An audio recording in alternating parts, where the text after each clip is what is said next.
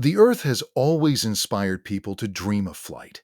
Few aircraft have captured that dream more completely than the legendary Supermarine Spitfire.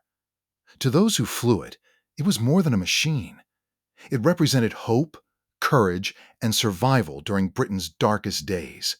Veteran pilots often described the Spitfire as perfectly balanced in the sky. Its graceful wings, remarkable agility, and powerful engine made it one of the most admired fighter aircraft ever built.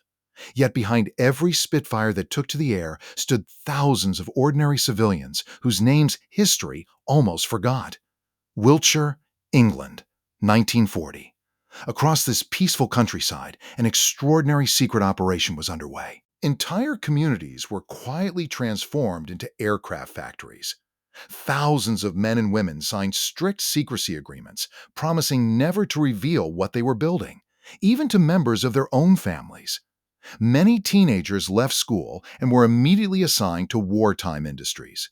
Others received official notices ordering them to report for essential national service. They had no choice about where they would work.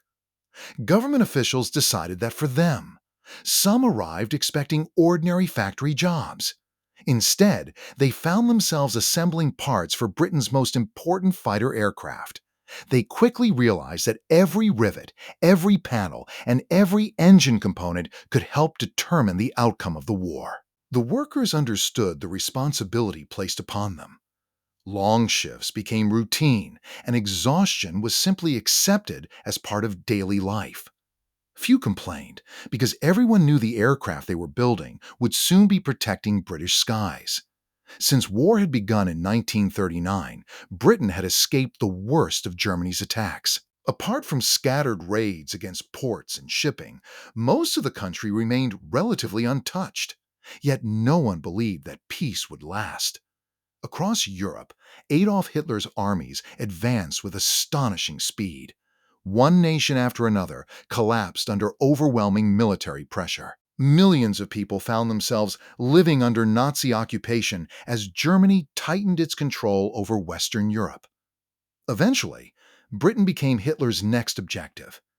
German planners believed that if they could destroy the Royal Air Force, control the skies, and weaken Britain's transportation and communication networks, an invasion would become possible. Once Britain fell, larger ambitions would follow. Standing in their way was an air force that was smaller in number but determined to fight. One of its greatest advantages was an aircraft that would soon become an icon: the Supermarine Spitfire. Its speed, maneuverability, and firepower allowed British pilots to challenge enemy fighters on equal terms. As battles intensified over southern England, the Spitfire earned a reputation for turning desperate situations into victories. However, German commanders soon recognized the threat. Destroying the aircraft in combat would not be enough. They also needed to eliminate the factories producing them. For that reason, manufacturing centers across southern England became high-priority targets, setting the stage for one of the most remarkable industrial stories of the Second World War. As the air war intensified, German bombers shifted their attention from military airfields to Britain's aircraft industry. Their goal was straightforward: destroy the factories, stop production, and prevent new fighters from reaching the front lines. One of the most important manufacturing centers stood in Southampton, home to the Supermarine Works where large numbers of Spitfires were being assembled. The city was also a major port, making it an obvious strategic target. In late September 1940, waves of German bombers attacked the area. The first raid caused widespread destruction across nearby neighborhoods, damaging homes and claiming many civilian lives. Only days later, another major attack struck again with even greater force. The factory suffered severe damage, and experienced engineers, mechanics, and production workers were among those affected. For Britain, the loss threatened to slow one of the country's most valuable defense programs. But instead of surrendering production, British planners made a bold decision.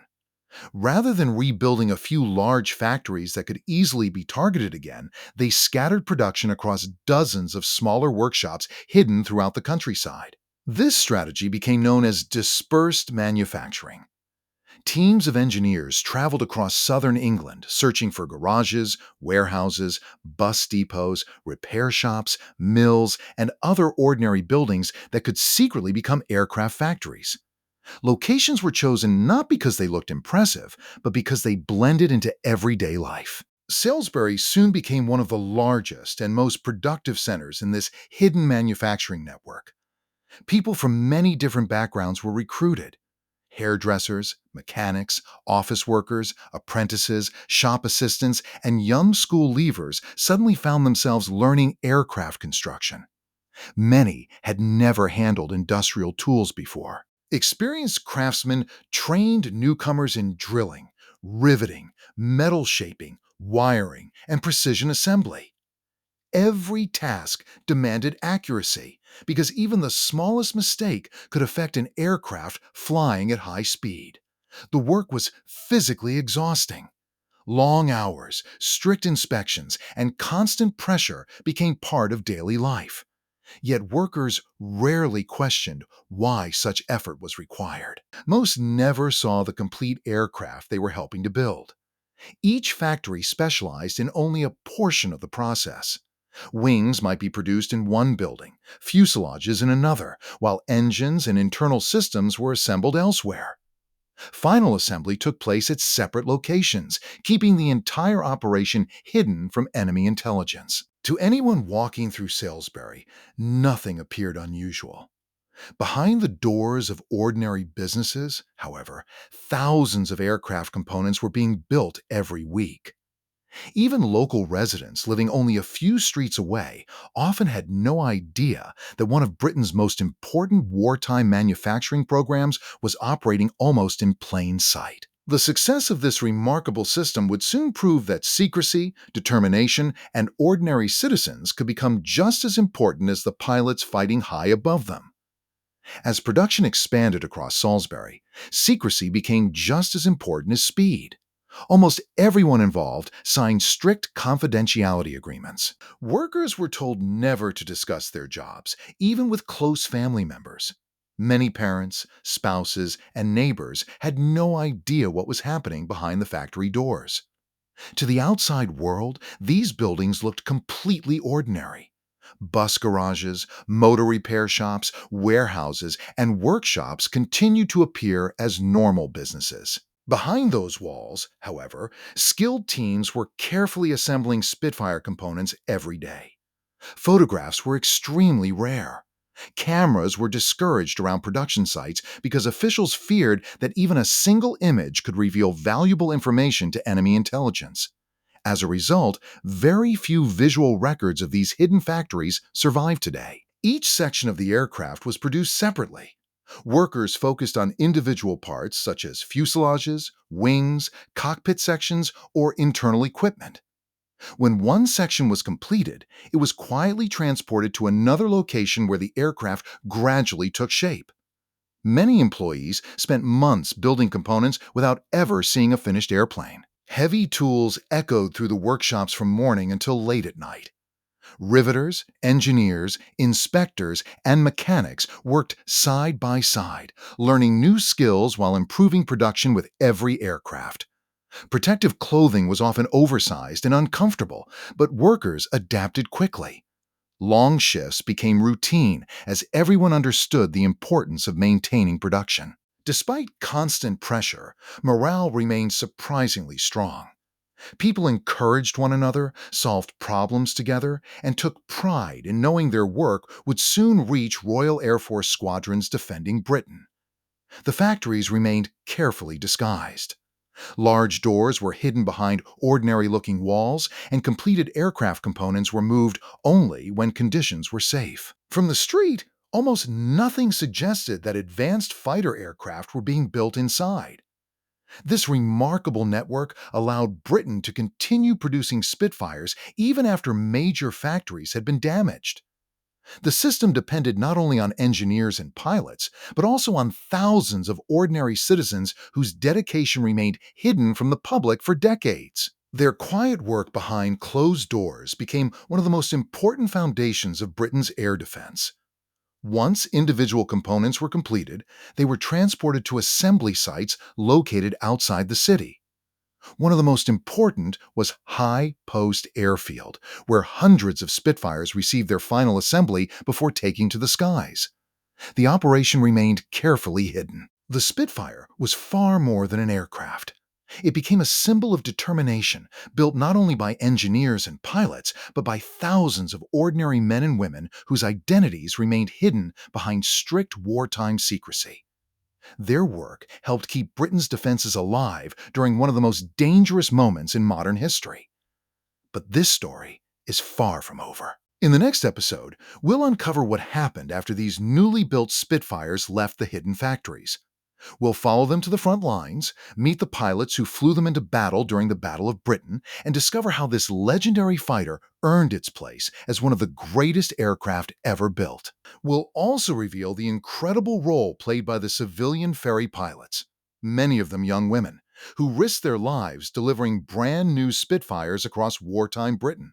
If you enjoyed this documentary, please consider subscribing, because next week's chapter continues the story where this one ends. Until then, thank you for watching, and we'll see you in the next episode of Silent History. Fuselages, wings, engines, and cockpit sections arrive from different workshops on covered trucks. Inside large hangars, skilled mechanics connected every component, installed the aircraft systems, and carried out detailed inspections before each airplane was prepared for flight. Every completed Spitfire went through a series of ground tests.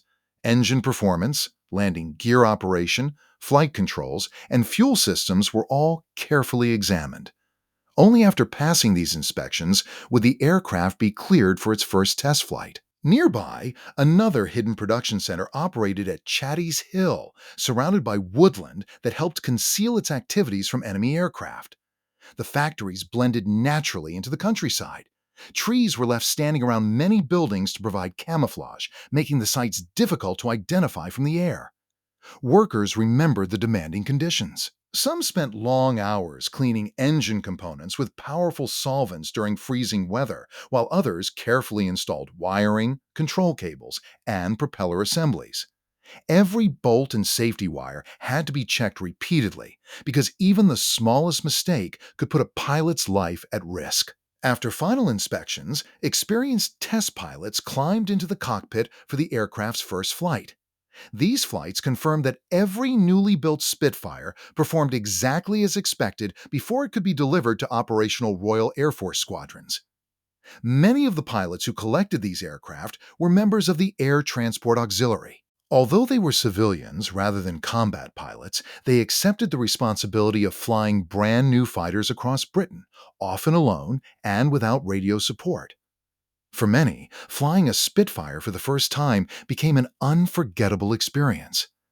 Pilots frequently described its responsive controls, remarkable balance, and smooth handling as unlike anything they had flown before. In the air, the aircraft seemed almost effortless to control, quickly earning a reputation as one of the finest fighter aircraft of the Second World War.